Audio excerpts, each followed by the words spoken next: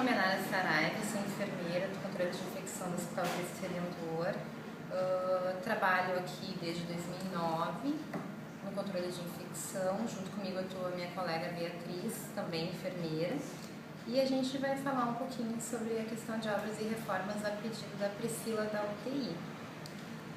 Então, a minha formação, que a Priscila tinha pedido para eu tocar no assunto, eu me formei pela Unicinos em 2006, trabalhei na assistência até 2009 e de 2009 para cá eu atuo no controle de infecção aqui do hospital. Eu tenho uma pós em controle de infecção, MBA, e na área de construções e reformas hospitalares, o aprendizado que a gente tem é muito mais prático e de estudos do que de formação, porque na minha época nós não tínhamos essa cadeira de controle de infecção, que é muito bom, porque melhorou bastante e acho que vai agregar muito para a nossa profissão. A Priscila colocou algumas perguntas e eu vou falar rapidamente sobre os itens que foram abordados aqui. Como o CIH atua nos projetos de construções e reformas hospitalares? Bom, em primeiro lugar, o CIH não pode atuar sozinho na questão de projetos de reformas e construções.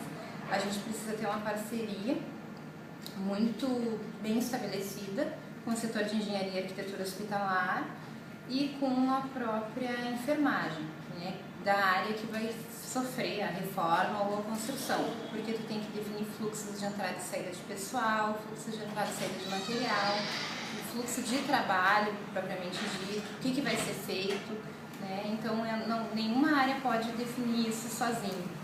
Cada um vai ter que se responsabilizar por aquilo que conhece para que saia o melhor possível e que não prejudique o atendimento, né? E não prejudique o paciente.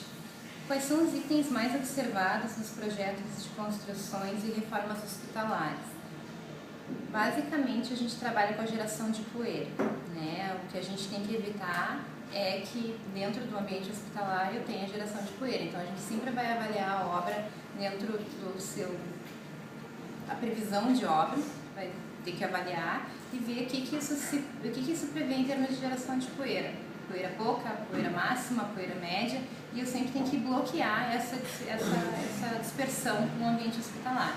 Eu tenho que considerar que todo paciente hospitalizado ele tem algum grau de comprometimento e você tem que olhar que grau é esse, né? E sempre que a gente cuida dentro das obras e reformas, é evitar obras e reformas em locais onde tem paciente hospitalizado, sempre que possível. Que tipo de construções e reformas deve ser evitado no ambiente junto a pacientes?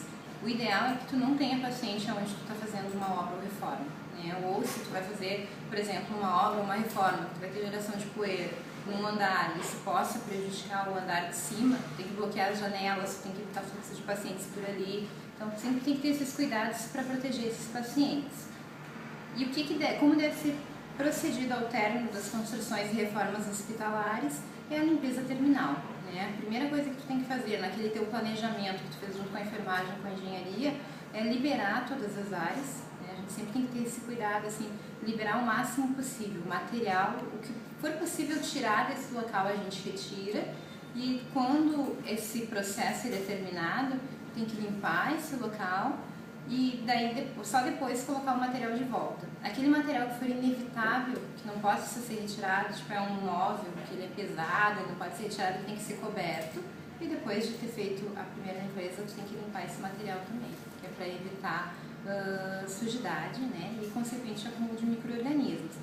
Uma coisa que a gente tem que ficar muito atento é assim, o planejamento, é a fiscalização durante o procedimento, durante a obra, durante a reforma, e na conclusão a gente avaliar se foi feito adequadamente, se está sendo respeitado aquilo que a gente preconizou e se foi feita a higiene desse local antes da liberação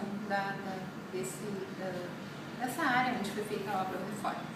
Mas é um desafio, acho que a gente tem muito a aprender com o controle de infecção, acho que a gente tem muito a crescer como instituição dentro daquilo que a gente considera ideal e real. Muito obrigada.